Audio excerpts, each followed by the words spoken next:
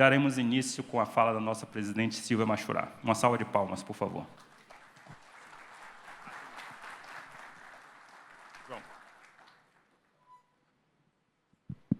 Bom dia a todos e a todas.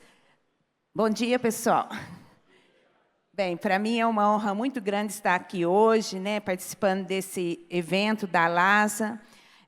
Primeiramente, gostaria de cumprimentar o Kleber Soares, secretário adjunto executivo do MAPA, ao João Campos, que é nosso parceiro também, presidente da Visiona. Aproveito aqui também para cumprimentar o presidente do nosso conselho, assessor especial do ministro, Carlos Augustin, que está aqui presente, e agradecer ao presidente da LASA, o Juan, ao Pedro Loyola, pela oportunidade de estarmos aqui.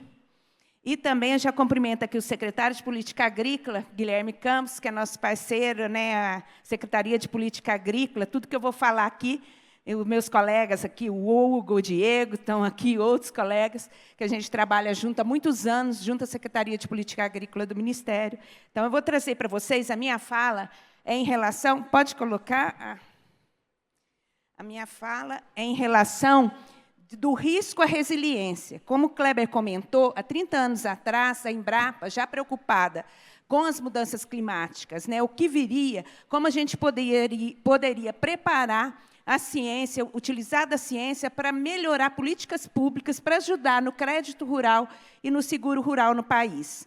Então, naquele momento, a gente já discutiu aí, como as novas tecnologias, há 30 anos atrás, né, como, desde organizar os dados, as informações heterogêneas, desde dados climáticos, mas também dados geoespaciais, como que a gente poderia organizar esses dados e gerar modelos climáticos, utilizando as novas tecnologias para ajudar. E daí foi criado o zoneamento agrícola de risco climático, há 30 anos atrás. Há 30 anos atrás não tinha todas as tecnologias. Ele foi criado já no modelo para a gente começar a organizar as informações. E há 10 anos atrás teve toda uma reestruturação, em 2015, para que a gente, então, usando as novas tecnologias, a gente, dos dados, ou reorganizar os dados, para que a gente pudesse evoluir. E hoje a gente vai estar apresentando aqui o ZARC, mas muito mais o ZARC Manejo, que é uma evolução do zoneamento agrícola de risco climático, que introduz novas variáveis para que a gente possa trabalhar e ajudar melhor as políticas públicas. Bem, eu acho que a nossa primeira fala aqui é muito nesse contexto das mudanças climáticas. Depois, a gente vai estar falando, então, eu dou uma introdução do ZARC. Tem vários colegas meus da Embrapa, aqui do grupo, também tenho que agradecer muito o Comitê Gestor do ZARC, que está aqui presente. Temos também...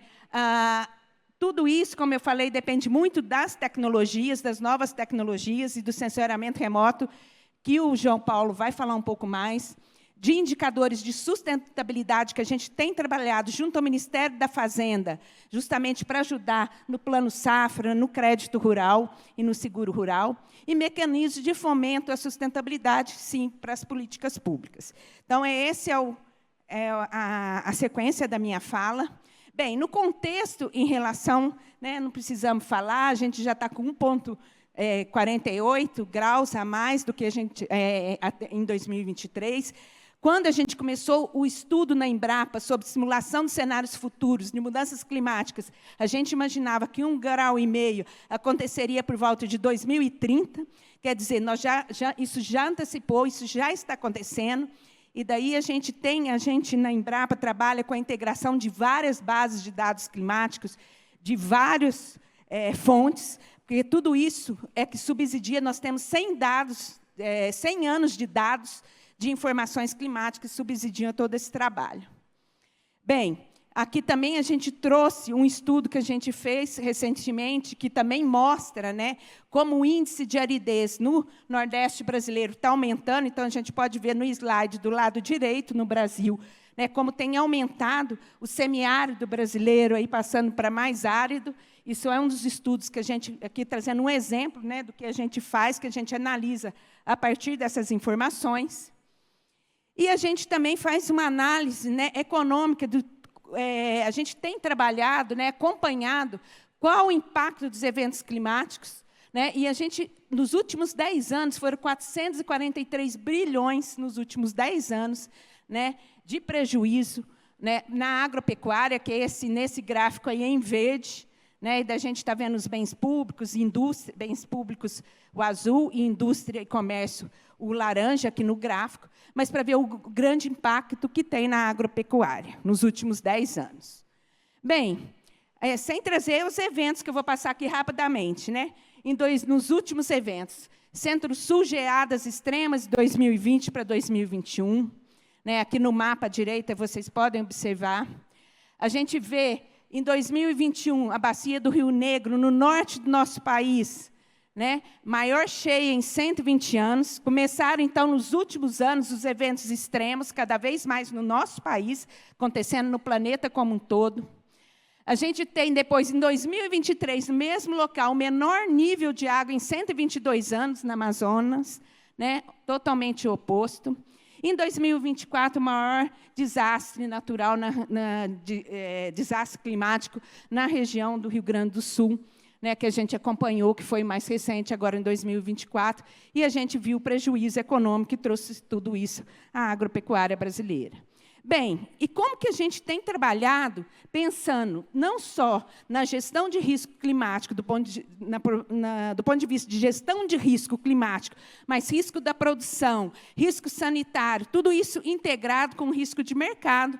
A Embrapa trabalha ela tem uma rede, né, que trabalha com gestão de risco climático, né, que tem aí 6 pesquisadores, né, especialistas, tem agrometeorologistas, fisiologistas, que trabalham e acompanham e trabalham com 32 unidades da Embrapa, junto à Secretaria de Política Agrícola. Então, a Secretaria de Política Agrícola, ela traz as demandas, né, do que tem que ser revisto em gestão de risco agrícola, e a Embrapa, então, a partir de seus dados, informações, pesquisas, com essas 32 unidades, eles trabalham para trazer respostas e melhorar a gestão de risco. Então, a gente tem 4 etapas, começa com a identificação de riscos, junto à Secretaria de Política Agrícola, aí a gente passa para a avaliação desses riscos, tem uma etapa que é tratamento desses riscos, que a gente divide em 3 fases: prevenção, redução do impacto e a transferência da tecnologia.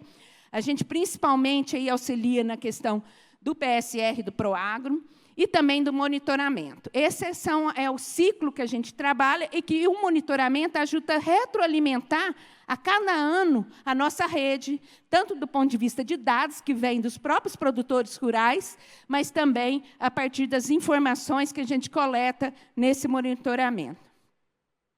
Bem, aqui, só para vocês terem uma ideia, o ZARC, como eu falei, ele já está há 30 anos no país.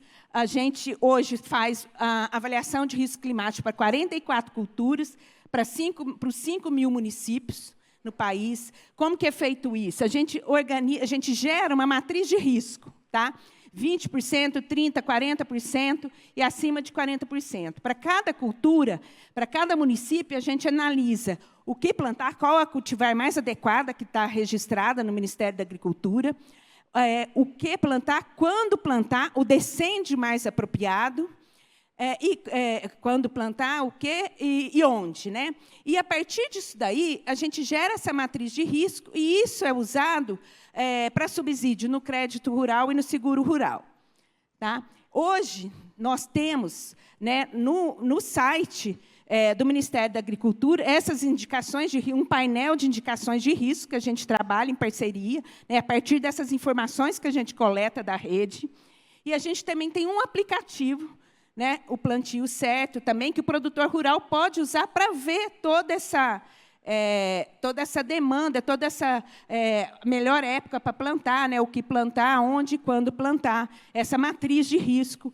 Né. Aqui, esse mapa, só para vocês entenderem. No Brasil todo, isso é feito para cada município, então, risco com 20% é o azul escuro aqui, risco com 20%, por volta de 30%, está aparecendo de outra cor, verde, e risco por volta de 40% aparece em laranja. Então, a partir dos modelos climáticos, a gente gera essa matriz de risco.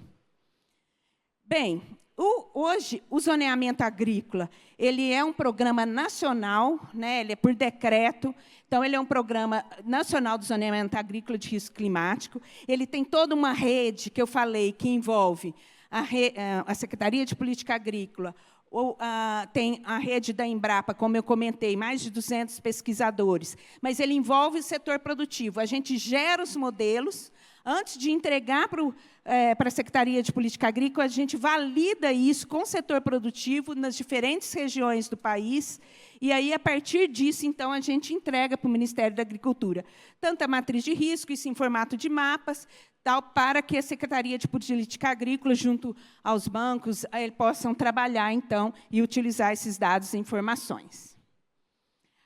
Só para vocês terem uma ideia, eu trouxe um dado antes do ZARC e depois do ZARC do nosso país. Né? O índice de perdas até 98 era por volta de 9% e 35%, e hoje, né, contabilizado depois que o ZARC realmente começou a ser implementado, né, ele passou o risco e diminuiu para 2,73. Isso sem contar agora que a gente tem outras evoluções que são necessárias justamente por essas mudanças climáticas, esses eventos extremos que têm cada vez pressionado mais para a gente evoluir nos modelos. Aqui é só para dar o exemplo que eu falei ali para vocês, né, que, então, a partir é montada a matriz de risco, as cores que aparecem no mapa, que aparecem os descendes, onde plantar, o que com a porcentagem aqui. Então, é isso que é trabalhado aí. Isso leva a processamento de grandes volumes de dados, de imagens, diferentes tipos de dados. Bem, o que a gente evoluiu? Isso o ZARC já está, como eu falei, nos últimos 10 anos ele evoluiu bastante, a gente tem aprimorado isso junto ao Ministério, mas a gente tem discutido, e isso tem aparecido muito, como atrelar isso a uma agricultura mais resiliente, uma agricultura mais sustentável. Então, o que a gente tem trabalhado na Embrapa, na parceria com a Secretaria de Política Agrícola? Nós evoluímos o ZARC para o ZARC níveis de manejo, onde a gente define 4 níveis de manejo, e, a partir disso, eu vou falar um pouquinho para vocês, além dos dados climáticos, usando outras informações, para que possa subsidiar o Plano Safra, o crédito rural, entre outras, um financiamento mais verde. Né? Então, hoje, e isso a gente leva, e essa fase de monitoramento que a gente vai iniciar com os ZARC níveis de manejo, né, que a gente começa a partir desse ano, vai trazer mais informações para que a gente possa evoluir e subsidiar como uma nova ferramenta, aí, tanto para o crédito rural quanto para o seguro rural. O que quer dizer os ZARC níveis de manejo? De uma forma bem simples. Nós temos 7 indicadores. Então, você tem o tempo sem revolvimento do solo. Então, quanto mais tempo ele fica sem revolver o solo, né, vai melhorando a classificação daquele produtor. Você tem o número e tipo de cultura, rotação de culturas que ele trabalha, se o solo fica muito exposto, não fica. E aí, conforme os indicadores que ele é classificado, ele vai passando do nível de manejo 2, 3 ou 4. E isso, quanto maior, né, a cobertura do solo, aumenta a profundidade radicular, então aumenta a disponibilidade hídrica. Então, com isso, a gente consegue conservar mais os recursos hídricos, né, mas também a questão da taxa de carbono e aumentar a produtividade do produtor. Então, é nessa linha, né, mais próximo ao nível de manejo 4, a gente pode dar um incentivo maior para o produtor rural que está caminhando no nível de manejo 2, 3 para o 4. E como que a gente faz isso? Tá? Só para resumir aqui para vocês, a gente trabalha aqui. Então, no nível de manejo 1, então é aquele que faz muito revolvimento, que é o meu solo exposto. Bem resumidamente, no nível 2, eu já começo a trabalhar com uma rotação de culturas, com uma palhada aqui. No nível 3, mais ainda, né, aqui eu já posso entrar com uma braquiária, junto com a minha rotação de culturas, e caminhando aí para uma agricultura cada vez mais, com o solo cada vez mais, melhorando a saúde do solo, para diminuir o meu risco, né, em relação à minha produção. Então, quer dizer, cada vez mais que eu tenho a conservação do solo, eu melhoro a minha disponibilidade hídrica, consigo estocar mais carbono no solo, reduzo os meus riscos e aumenta a minha produtividade. E, a partir disso, então, eu posso ter uma maior subvenção para quem protege o solo, os riscos hídricos e fixa carbono no solo. Então, a partir dessa premissa aqui, é o que a gente vem trabalhando para subsidiar não só as informações para o Plano Safra, mas também dentro do Plano Nacional de Conversão de Pastagens Degradadas e outras políticas públicas que a Embrapa vem trabalhando. Bem, aqui é só para trazer, eu quis trazer esse slide para mostrar que envolve uma equipe de pesquisadores, como eu falei, muito grande na Embrapa, que estão trabalhando com isso há muito tempo. Então, tudo isso é muito baseado em ciência, em publicações, para que a gente possa, então, trazer isso como uma política pública. Bem, e para comentar com vocês, a gente acabou de fazer um estudo no Mato Grosso do Sul e no Paraná, tá? Para analisar, em cima daqueles 4 níveis de manejo, fizemos entrevistas aí com 62 propriedades no Paraná e com 200 propriedades no Mato Grosso do Sul. Então, foram, no total, 263 propriedades. E a gente identificou que apenas 4% estavam no nível de manejo 4. 34% estavam no nível de manejo mais baixo, no nível 1. 44% no nível de manejo 2 e 18% no nível de manejo 3 e 4% no nível de manejo 4. O que isso quer dizer? Que a gente tem muito ainda para trabalhar junto aos produtores rurais, para eles melhorarem as práticas, né, utilizarem práticas mais sustentáveis, para que a gente possa melhorar, inclusive, a subvenção no crédito rural, e isso ser utilizado também como uma ferramenta importante para o seguro rural.